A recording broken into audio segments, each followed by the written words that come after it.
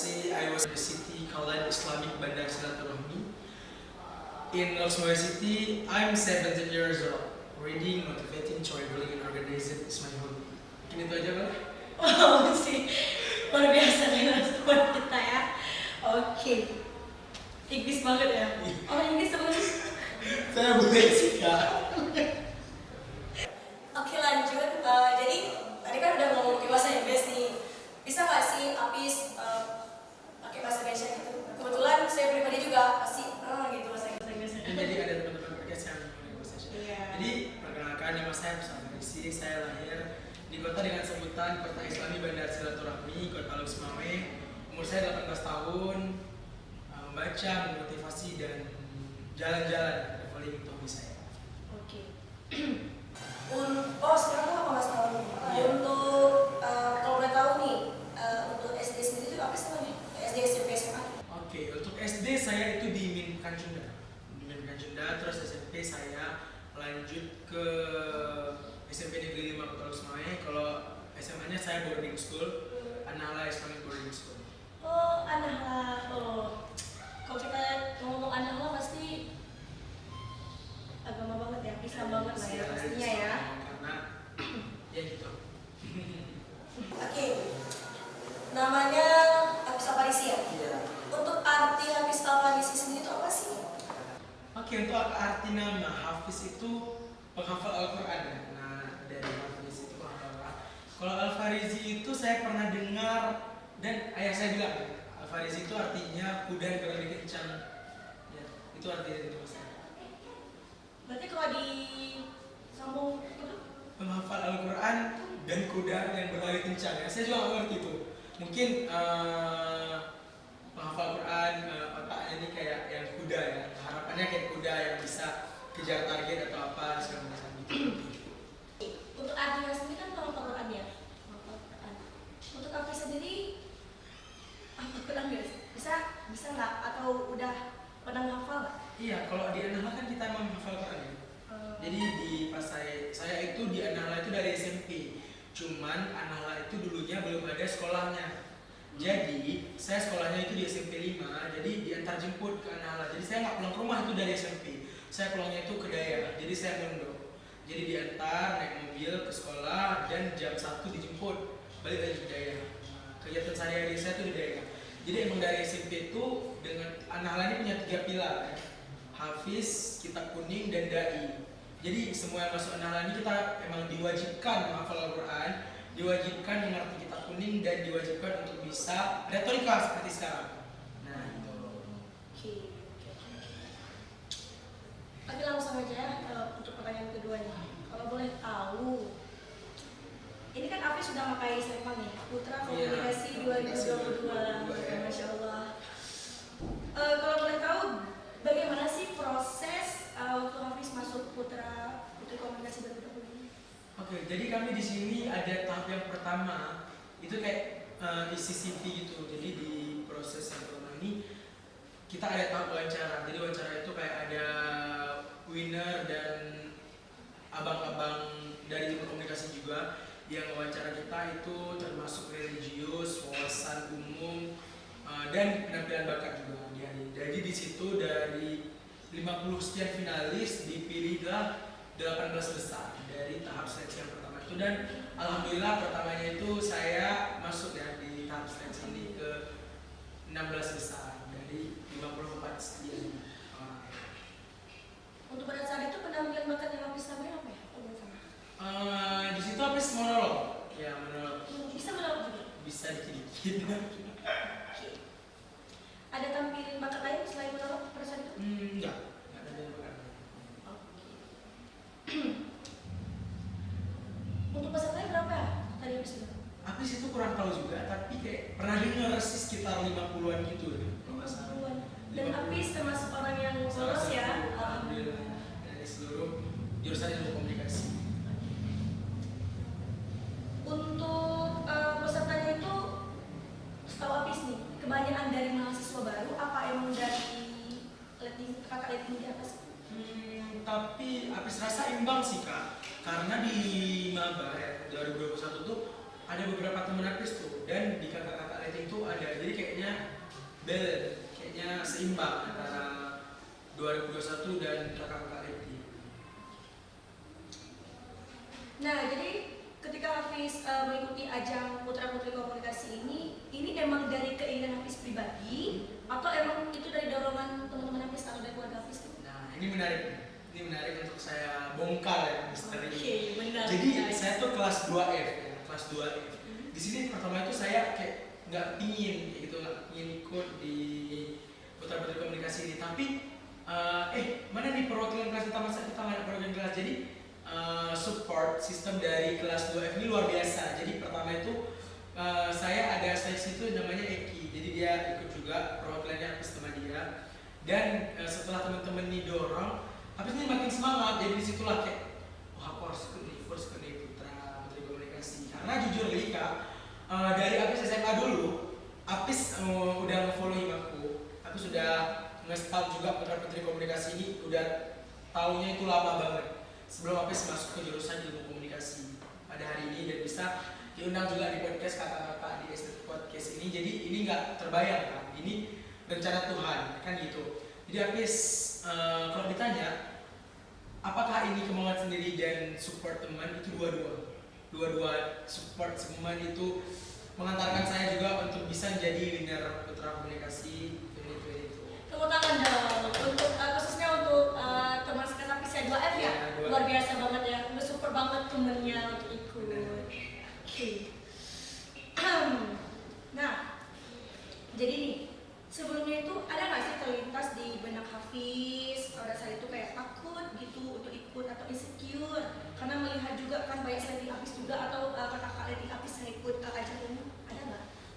Jujur nih, pas seleksi tahap 1 nih, pas seleksi tahap 1 itu kan banyak tuh, Hafiz kan belum kenal tuh kakak atletik, dan sama maba aja Hafiz juga nggak berapa deket Kak, karena gini, pas pesaka ya, ada istilahnya ya, kita kalau memang maba ikut pesaka itu kami itu Hafiz tuh nggak ikut, karena hari itu ada acara juga, jadi kan Hafiz kurang deket nih sama teman-teman yang seangkatan gitu kan. Jadi Hafiz jujur nih, pas seleksi tahap pertama itu Hafiz kayak takut dan merasa, tapi nggak merasa nggak pantas, cuman Hafiz sedikit gugup banget karena nggak ada orang kawan yang benar-benar bestie nih, jadi aku emang benar-benar sendiri gitu kan. Dan pas masuk di tahap wawancara itu Hafiz gregetan karena labelnya ini Putra dan Putri Komunikasi, dia ini harus tahu semuanya tentang ilmu komunikasi. Jadi di sini Hafiz beranggapan kayaknya aku nggak bakalan winner sih, karena kan materi komunikasi yang lebih paham tuh kan kalian yang kakak-kakak letting, kalian yang udah banyak teori sama dosen-dosen. Hafiz mikirnya gitu, mindsetnya gitu pas seleksi di tahap pertama. Jadi bakal ditanya kayak in your opinion apa sih arti ilmu komunikasi, itu kan masih wajar, kita bapak kan pasti ditanyakan itu apa itu ilmu komunikasi. Hafiz takut, coba sebutkan apa arti ilmu komunikasi menurut para ahli, teori-teori apa aja sih yang penting. Jadi saya takut ditanya itu, jadi malam sebelum saya tes tuh saya emang searching juga Pak, apa ya menurut para ahli ini segala macam, teori-teori apa aja sih ilmu komunikasi ini belajar apa aja sih. Jadi yang saya searching itu. Jadi pas diwawancara ternyata kalau kamu jadi presiden, apa yang kamu lakukan kalau di sini ada 700 mahasiswa? Coba kamu bilang apa? Yang disuruh tuh sama jurinya itu. Jadi Hafiz kayak disuruh jadi presiden, dan di depan Hafiz tuh semuanya mahasiswa. Nah gitu. Jadi gitu. Dan sedikit wawasan yang dikorek itu wawasan Hafiz, wawasan umum itu tentang narkoba. Di situ tentang narkoba Hafiz bahas neurotransmitter, saraf yang mengganggu dari narkotika dan segala macam. Jadi wawasan umum kita juga dibenah di Putra Putri Komunikasi ini, dan yang paling terpenting ya kita jadi agent of change ya untuk jurusan kita ilmu komunikasi gitu saya. Berarti Hafiz bilang tadi kan sebelum Hafiz mulai wawancara kan Hafiz bilang Hafiz kira bakal ditanya apa sih pengertian ilmu komunikasi para ahli kita. Itu keluar nggak sih waktu wawancara itu? Iya itu keluar, tapi di luar ekspektasi Hafiz. Kiranya itu ditanya itu emang kayak kita CPNS gitu Pak. Kayak emang ditanya biografi dari pengertian, misal pengertian ilmu komunikasi menurut siapa satu ahli. Misal satu ahli siapa dia mengatakan bahwa ilmu komunikasi ini gini. Jadi aku kira aku bakal lihat biografi dia dan segala macam, makanya aku bilang jadi cuma pendapat dia dan teori-teori komunikasi. Jadi itu kan aku masih semester 1 tuh. Jadi kan belum belajar yang teori-teori terlalu mendalam. Jadi masih perkenalan di ruang ilmu komunikasi sih Kak. Oke. Nah, untuk pertanyaan selanjutnya ini Apis ya. Apa sih yang memotivasi Apis sehingga Apis berniat untuk ikut Putra Putri Komunikasi 2020? Oke, yang memotivasi Apis ini ada satu kalimat ya. What you thought for day become your. What you were for day become your action.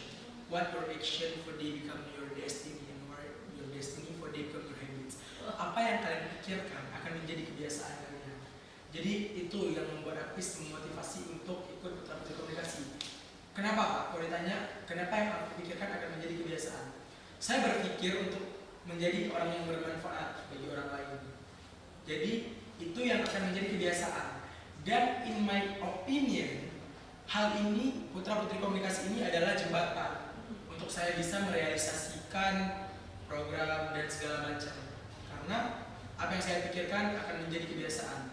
Jadi kebiasaan yang akan saya buat nantinya jembatannya melalui Putra Putri Komunikasi. Mungkin itu. Masya Allah sekali motivasinya. Gak salah sih sebenarnya Apis sih, nggak salah.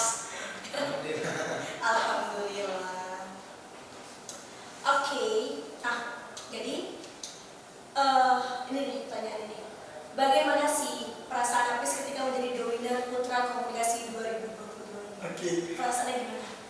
Kalau Kakak lihat ekspresi muka saya nih. Senang banget. Senang banget kan? Banget. Cuman saya kayak nggak nyangka sih Kak. Saya nggak nyangka karena di satu sisi kan saya maba dan Dewan Juri dan seluruh panitia itu milik saya gitu untuk jadi winner. Sebenarnya ini hal yang nggak pernah terbesit sih di dalam memori dan ya apa gitu kan, karena saya emang serius ini nggak nyangka. Tapi target saya emang dari dulu ya kecil, saya itu orang yang ikut lomba untuk menang, bukan untuk cari pengalaman. Nah, itu saya ada teman saya bakal geram dengar kata-kata bahwasanya kau untuk apa ikut ini, kau untuk apa ikut ini, ikut cari-cari pengalaman aja. Itu saya geram dengan orang gitu, karena saya mau orang yang ikut lomba itu untuk menang, jangan untuk cari pengalaman. Untuk cari pengalaman, kalau kita dalam ikut kompetisi, ya mending kamu ikut organisasi, mending kamu mending kamu gabung di lembaga-lembaga apa gitu, ngaji dan apa segala macam kalau ingin. Tapi kalau ikut lomba tuh untuk apa? Untuk menang, bukan untuk cari pengalaman. Itu pribadi saya sih. Oke. Pengalaman. Betul sih yang Apis bilang. Kalau mau cari pengalaman ya mending gak usah ikut lomba ya kan. Tapi emang ada tergantung orang ya. Kayak Apis bilang. Itu persepsi nggak sih Kak? Iya, Pemikiran masing-masing pemikiran orang. Kalau Apis pribadi emang untuk menang lah ya. Menang sih, dan alhamdulillah benar-benar menang. Alhamdulillah. Berarti nggak kayak mana ya? Kalau dibilang misalnya Apis ke teman-teman Apis nih, kalau emang dibilang Apis untuk apa ikut lomba ya untuk menang, nggak rugi sih karena emang ketika Apis ikut lomba emang selalu menang gitu ya, kan. Alhamdulillah. Oke. Nah, jadi kan Apis sudah jadi the winner nih. Apa sih harapan Apis ke depan untuk para mahasiswa-mahasiswi ilmu komunikasi khususnya? Jadi kami di PPK ini, Putra Putri Komunikasi ini banyak harapan untuk kita di jurusan ilmu komunikasi, terutama untuk kita yang memang melihat atlet kita B, kita harus banyak pacu dalam segala aspek untuk lulusan-lulusan kita ini biar mudah diterima dimanapun gitu. Jadi kita mulai dari hal yang sederhana Kak, karena kami di sini juga ada harapan di Putra Putri Komunikasi ini. Kami ingin bermanfaat bagi teman-teman yang ada di ilmu komunikasi lainnya. Di sini kami juga ada program-program yang sudah kami rencanakan dan termasuk program yang juga dilaksanakan oleh Himaku tentang memakai baju batik ya di hari Kamis ya Kak. Kakak tahu nggak sih program itu? Jujur nggak sih? Enggak kan? Jadi itu sebenarnya program Himaku yang sampai saat ini tuh nggak terrealisasikan. Kurang ya mungkin. Ini contohnya, misalnya kakak aja nggak tahu kan bahwasanya di hari Kamis itu kita wajib untuk gunakan batik. Jadi itu salah satu hal kecil yang disepelekan dengan anak-anak di jurusan ilmu komunikasi ini. Padahal target kita ini besar, kita ingin agar kita A, tapi hal kecil aja kita susah untuk mulai.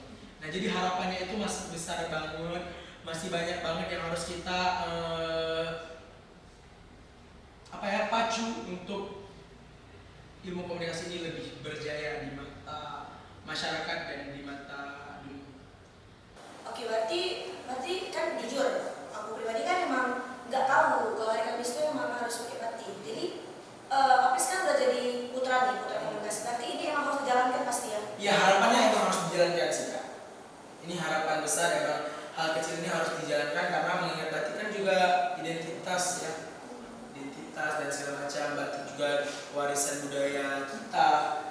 Jadi kita ini harus digembleng sih, dan banyak juga program-program dari Putra Putri Komunikasi yang nantinya akan kita spill. Dan pokoknya stay tune dan jangan lupa follow akun Putra Putri Komunikasi. Jangan lupa guys, kalian follow nih Putra Putri Komunikasi Instagram, karena disitu bakal di-spill juga nih program kerja apa aja sih yang akan dibuat oleh Putra Komunikasi, apalagi khususnya nih bila kita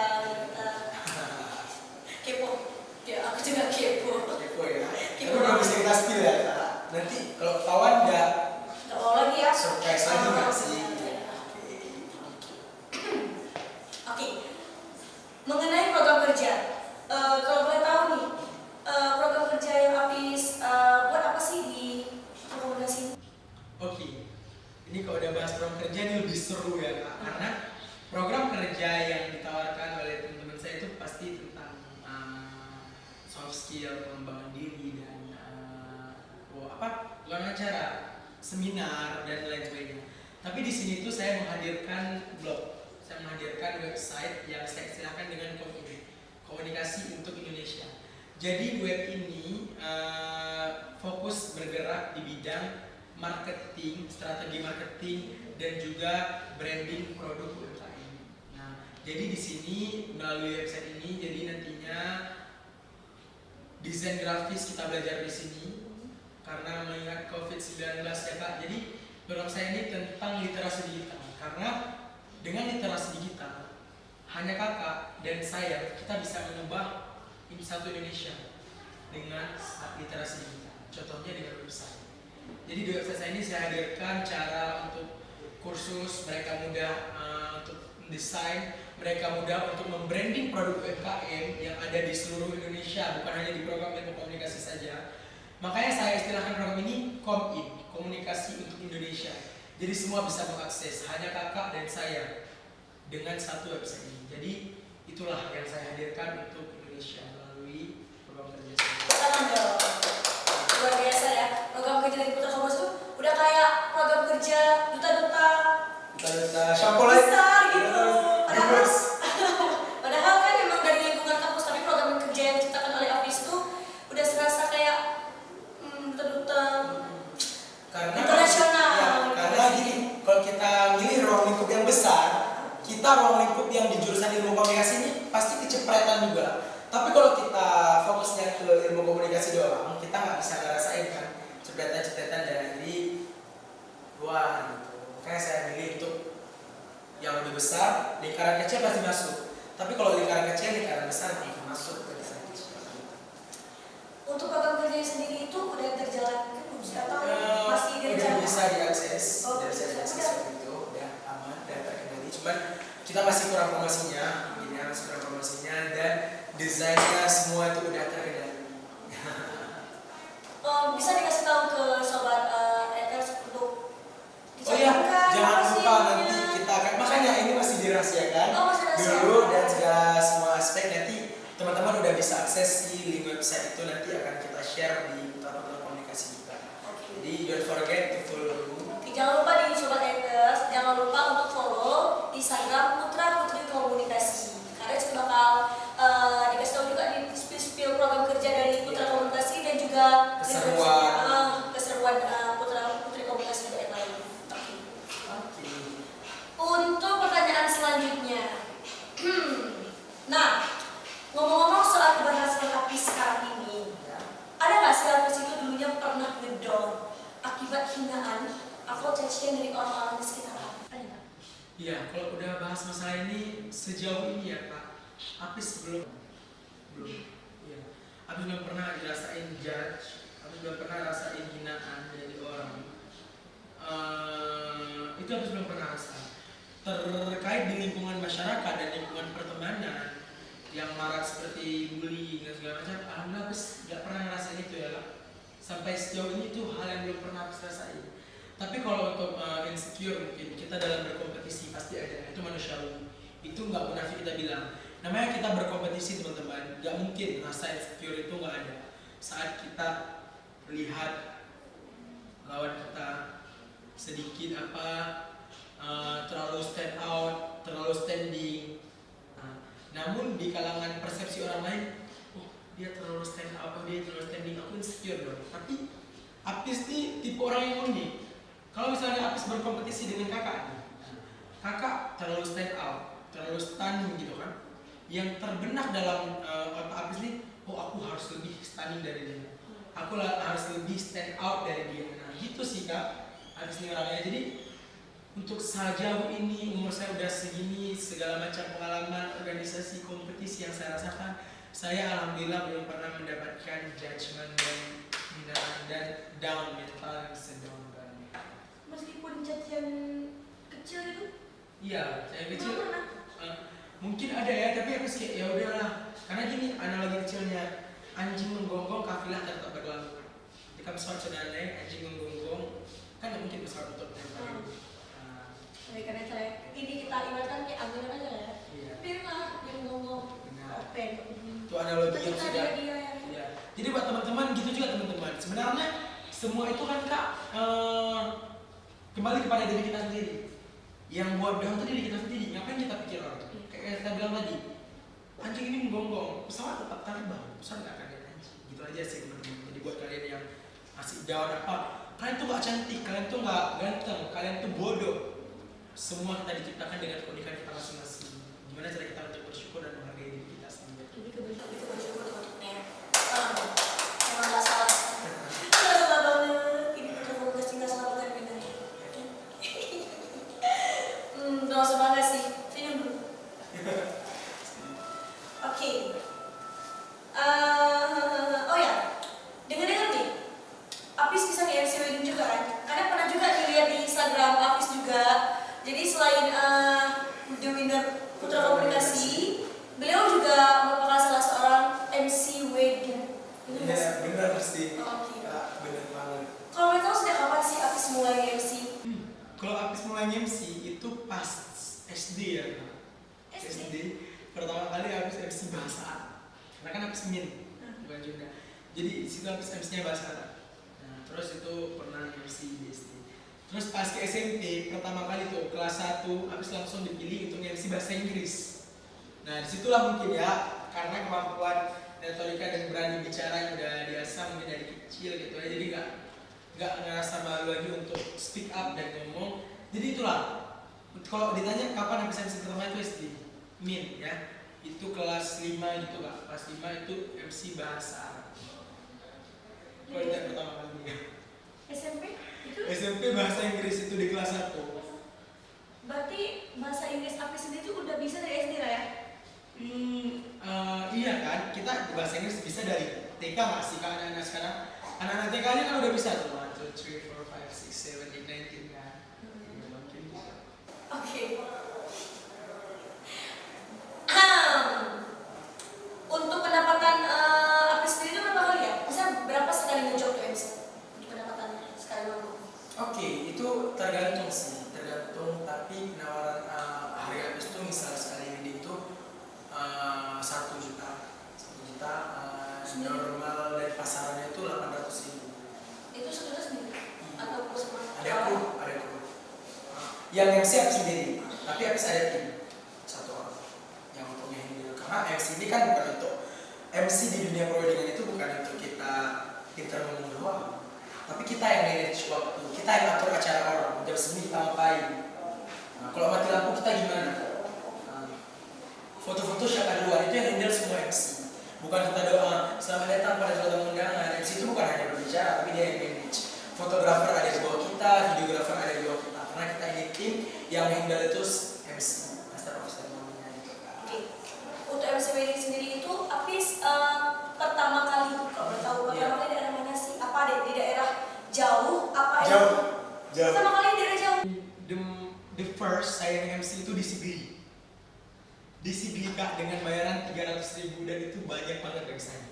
Dan saat itu saya kelas 3 SMA. Kelas 3 SMA ini benar. Saya kelas 3 SMA saya MC wedding. Itu teman Abang Leting dia. Jadi kakak dia ini Kak. Pis kamu bisa nggak? Oh bisa. Di situ saya belajar otodidak segala macam. Cuman bermodalkan keberanian dan semangat dan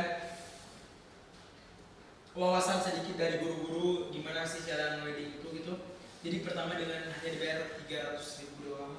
Cuman ke Sigli 300.000 Kak ke Sigli. Oke. Apis kan emang asli Losmawe ya? Asli sini. Yes. Kan otomatis adat Losmawe, adat perweddingan Losmawe dengan adat perweddingan di sini itu kan berbeda. Itu gimana sih Apis cari tahu atau pernah nggak waktu pertama nge-MC di sini itu adatnya itu beda?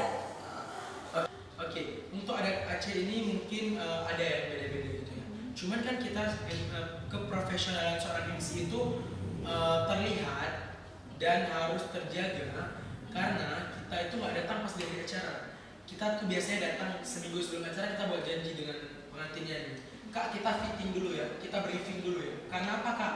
Harus adanya briefing dan fitting. Karena itu adat di setiap Aceh ini beda-beda. Contohnya misalnya kita bilang di Losmawe ada yang namanya pesejuk misalnya itu kan. Namun di daerah sana sedikit itu pesejuknya kadang nggak ada. Jadi itu pentingnya briefing. Kadang ada yang duluan pesejuk dulu baru kita makan ke rumah. Namun di setiap tempat nggak kayak gitu. Ada yang makan dulu, setelah makan kita baru pesejuk gitu bisa. Ada juga yang nanti nggak ada pulau. Tapi di sini ada pulau, makanya kita itu MC bukan datang pas di hari H. Kita tuh ada briefing, fitting namanya. Itu biasanya kita lakukan seminggu atau 3 hari sebelum acara. Kita itu ada jadwal untuk fitting bersama nanti. Oke. Ngomong soal MC nih, ada nggak sih terlintas di benak Apis misalnya kayak MC wedding itu Apis merasa kayak nggak pantas atau nggak cocok gitu, ada nggak sih? Atau lebih ke, aku cocok nih di MC wedding. Lebih kayak pengen coba lagi lah, kayak enak, apalagi uang yang didapat tuh kan juga termasuk banyak kan.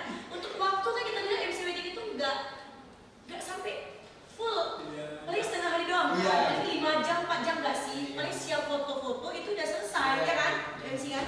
Ada nggak sih lintas? Terus kalau bisa masuk job tuh seneng karena bahagia. Tantangan karena kan di setiap misalnya Kak Putri wedding, ada lagi Kak Na, ada lagi Kak Ciur kan. Pasti acaranya itu nggak akan sama dan ada acara-acara berbeda. Mungkin kalau Kak Putri ada bridesmaid, kalau di sini ada bridesmaidnya. Jadi kan kita lahirkan game, challenge, kan itu nggak sama. Jadi saya tuh kayak sebenarnya senang dia dunia perweddingan ini karena makan enak kan, daging kan, always kan, ada MC kan. Jadi kayak ya bahagia ya, alhamdulillah ini ada job. Apalagi nanti udah ketemu vendor-vendor kece, udah ketemu fotografer kece. MUA-nya baik-baik banget.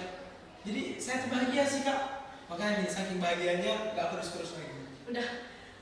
Tengok nih badannya guys. Udah kayak Sehat ya? bahagia banget. Benar. Masya Allah. Ya kan guys, kita harus selalu bahagia. Oke. Jadi gini, untuk ini sendiri, misalnya kan sebenarnya kan vendor-vendor. Ada nggak sih ketika habis MC di daerah ini itu vendor-vendor itu mengusulkan habis lagi? Oh ada. Bahkan jangankan yang mengusulkan, yang nggak pas juga ada. Mungkin gini Kak, nggak pasnya. Kita tuh enak kerja kalau vendornya tuh humble, dia tuh sama-sama tawa-tawa. Tapi ada kadang mungkin emang dia gitu, dia nggak mau bicara, dan nggak orangnya itu tegang, kaku ya istilahnya. Kaku itu kita kayak kurang enak kerja. Tapi kalau misalnya vendornya ini emang sefrekuensi dan dia emang yang ketawa-ketawa ketiwi itu bakal seru sih acaranya Kak. Bahkan ada yang vendor-vendor juga ikut bikin konten TikTok gitu. Namun ada di beberapa vendor yang emang kaku dan dia itu emang fokus kerja doang. Jadi itu kayak sedikit monoton ya Kak. Dan yang gitu juga ada sih kejadiannya di lapangan gitu.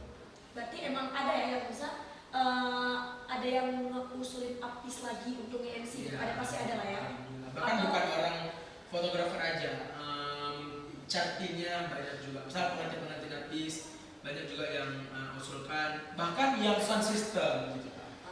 Alhamdulillah ya. Alhamdulillah berarti, karena emang berarti kinerja Apis di sini tuh luar biasa nggak sih? Karena kan buktinya aja Cartin sendiri juga merekomendasi Apis untuk MC lagi ya kan? Alhamdulillah. Oke. Untuk pertanyaan selanjutnya nih, nah menarik nih. Selain MC, dengar-dengar Apis juga bisa nyanyi, ya nggak sih? Bisa nyanyi kan? Dikit sih. Nah jadi kan, kok nggak salah nih, sempat dengar-dengar juga Apis itu pernah juara kan waktu di kompetisi kampus. Ada nggak sih? Iya, ada pas di Natalis Universitas Natalis ya. Coba dong. Oh gini. Berarti Apis bisa nyanyi kan? Genrenya apa sih? Pop, dangdut, jazz, rock? Apis lebih pop. Pop. Untuk kami boleh nggak sih? Mungkin teman-teman sobat haters ini penasaran gitu dengan suara baru di Apis. Suara tahu kan teman-teman ini belum, ya kan? Atau teman-teman di sini belum tahu nih, rupanya Apis ini seorang penyanyi juga atau bisa nyanyi juga, bukan hanya jadi MC doang, bukan hanya jadi duta doang, tapi dia juga bisa nyanyi. Boleh nggak sih Apis nyanyi satu bait atau beberapa part aja untuk didengar sobat haters? Boleh nggak sih? Lagu apa? Coba rekom, ada rekom apa? Ada rekom lagu apa? Lagu ini nggak sih, lagu yang Kisah Sempurna pertama gimana? Kisah Sempurna. Oh ceritanya kita sempurna, jujur aku pribadi nggak tahu. Jiwaku dalam angan tersesat hilang dan tak tahu arah. Oke, udah dikit aja. Lagi lah. Ini kami udah kayak Di masa lalu yang kelam tak kulihat lagi cahaya cinta. Oke, udah jadi. Tangan dong. Sejak kapan bisa nyanyi Imam? Siapa bilangnya? Aduh, maafin yang nyanyi itu curhatan gitu juga ya. Kita senang jadi kok tidak sejak kapan ya, sejak saya nggak gitu juga ya maksudnya, mungkin dari SMP kak, SMP ya. Dari SMP Nasyid-nasyid bisa gitu, nyanyi. macam. Oh nasyid. Berarti untuk dunia tadi semua itu dari nasyid lah ya? Iya. Sebenarnya dari program SMP Negeri 5 ya. Misalnya orang ini tuh bisanya itu ya karena ada ekskulnya. Jadi ekskulnya tuh emang ada guru seni saya ingat sampai sekarang, namanya itu Bu Julia sama Pak Dani. Jadi Hai Bu Julia. Bu Julia dan Pak Dani. Jadi berkat mereka mungkin ya yang emang dibantuin. Jadi di situ saya ngerti sol mi fa sol segala macam, peka nada di situ di SMP. Karena ibu tuh emang dari sebenarnya Tasik dan emang jago banget main keyboard. Jadi kan kalau kita keyboard tuh kayak mudah ya kak, kita peka nada misalnya mi na na na na na na na na na. Jadi kita di situ peka nadanya pertama, terus oktav nantinya itu di situ pas SMP. Untuk di kuliah sendiri, Apis kan pernah nih ikut kompetisi nyanyi. Kalau boleh tahu acara apa sih yang udah Apis ikuti dan juara berapa? Untuk tertinggi pernah juga nggak juara, pernah juga jadi juara 1 itu di Adis Natalis Agribisnis. Tahun ini enggak 2 bulan yang lalu kok salah. Juara 1, Masya Allah benar. Berarti emang Bawa lagu Agnes mulu. boleh spill nggak sih lagu gimana? Mana tahu kan sobat haters pengen tahu lagu gimana. Ini rekomendasi kalau bisa. Getaran di hatiku yang lama hausan. Lagu itu. Lamayanmu. Lagu itu sih. Terima kasih. Ternyata staff di sini menterima bahasa bisa kita bilang, ya kan? Alhamdulillah. Karena emang Apis ini termasuk anak yang kok kita bilang haus ilmu dan termasuk haus panggung nggak sih? Iya, bisa dibilang juga. Bisa dibilang juga kan? Karena Apis Karena terlalu ambisius nggak haus sih? banget, kayak semua gitu di tempat. MC bisa, nyanyi bisa, duta gini lagi. Nah, ini lagi. Kalau nggak salah Apis juga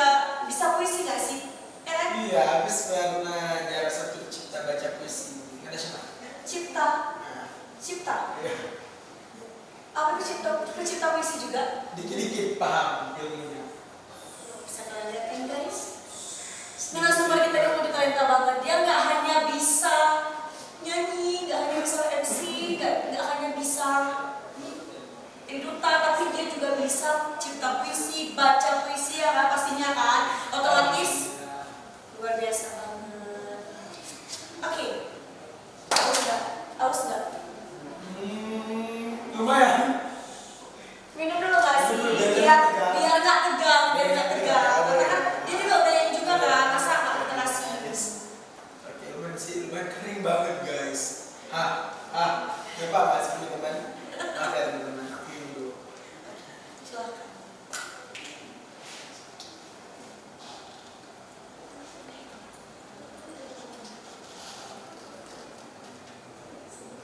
Oke, udah lega? Dah banget, lega banget. Oke, untuk kalian selanjutnya nih Pis, kemarin juga dengar Apis memperoleh juara 1 monolog juga ya di acara Disnatalis. Ternyata narasumber kita ini multi talenta banget ya guys. Coba bisa diceritain sedikit gimana sih perasaan Apis ketika menjadi juara 1 Disnatalis monolog? Jujur senang sih Kak. Lebihnya nggak nyangka sih teman-teman, karena kalau udah bicara seni itu kan besar ruang lingkupnya kan, termasuk misalnya seni teater, seni membaca dan segala macam itu besar. Dan yang ikut juga kan Kak seluruh univ, jadi anak sastra yang bisa puisi dan segala macam.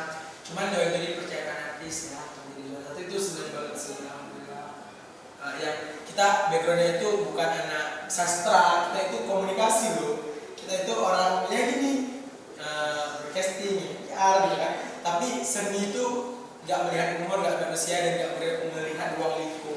Semua bisa berseni, benar? Dan Kak Putri juga keren. Saya juga kenal banget sih dengan host kita hari ini yang suaranya. Aduh, nggak kalah. Bismillah ya, Nggak kalah. Amin ya Allah. Semoga nggak kalah keren nih dengan narasumber kita yang super multi talenta banget. Dia juga bisa.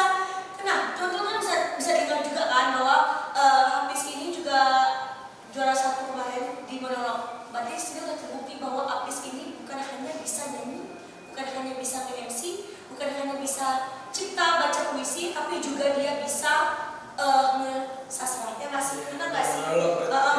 Iya.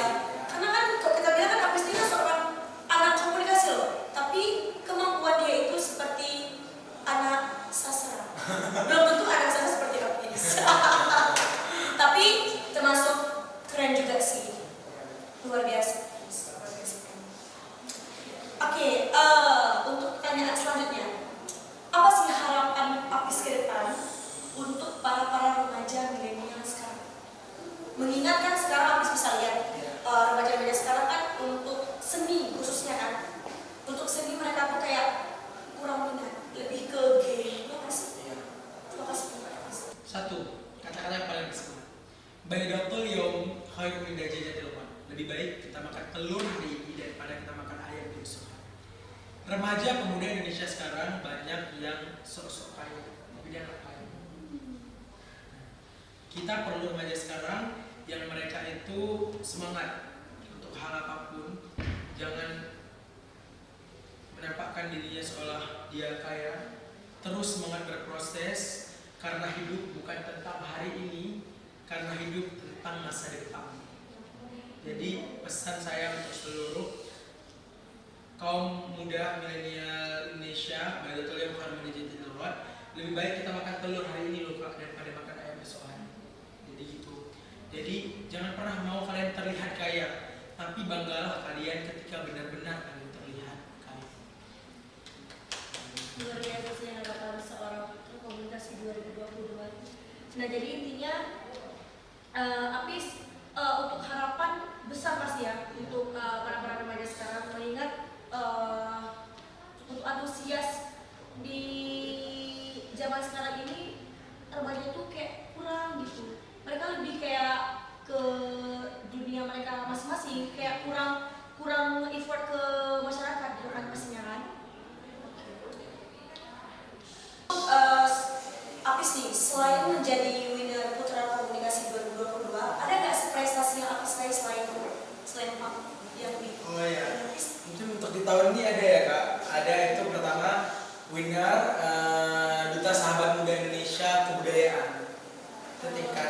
se-Indonesia.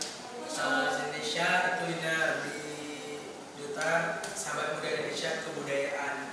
Dan saya juga mewakili Provinsi Aceh di Duta Mahasiswa Inspiratif Provinsi Aceh dan merepresentasi Aceh ke tingkat nasional dan meraih penghargaan provinsi terbaik. Masya Allah sekali. Dan saya senang sih Kak, karena saat saya ikut Duta Mahasiswa Inspiratif Provinsi Aceh ketika mewakili Aceh ke nasional, itu saya memang masih maba, dan itu baru 2 minggu saya kuliah. Nah, itu baru 2 minggu saya kuliah, seleksi berkas, alhamdulillah saya terpilih dan terpilih juga mewakili Aceh ke tingkat nasional. Di situ kami ada buat advokasi dan yang membantu saya untuk membuat video advokasi itu anak Himoko juga, Bang Nisfu sama Bang Maruli.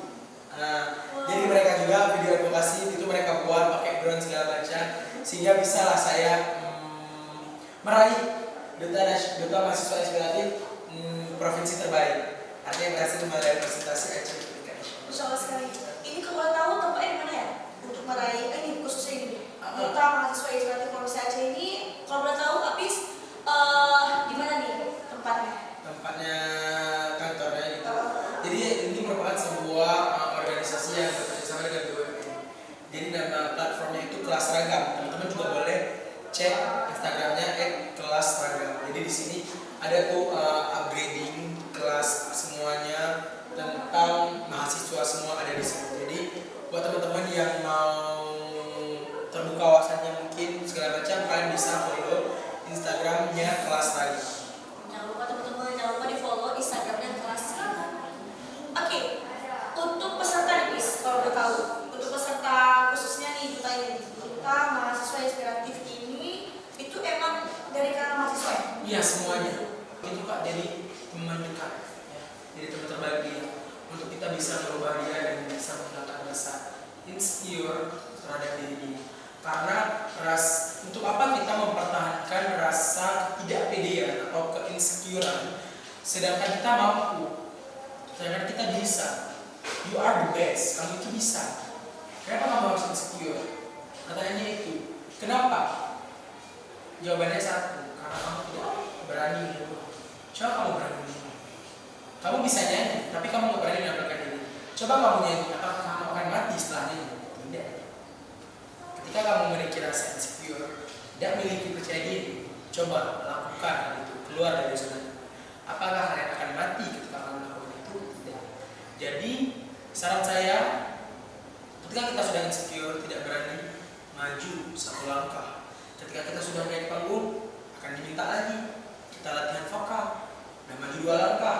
Ketika udah maju 2 langkah, kita latihan vokal, maju 3 langkah, jadi juara. Ketika kita jadi juara, kita udah diundang untuk live akustik, udah maju 4 langkah. Ketika kita udah diundang menjadi live akustik untuk seorang penyanyi, kita udah terkenal, Instagram kita terbranding, udah maju 5 langkah. Jadi mulailah dari 1 langkah kecil. Oke, berarti sudah jelas kan teman-teman?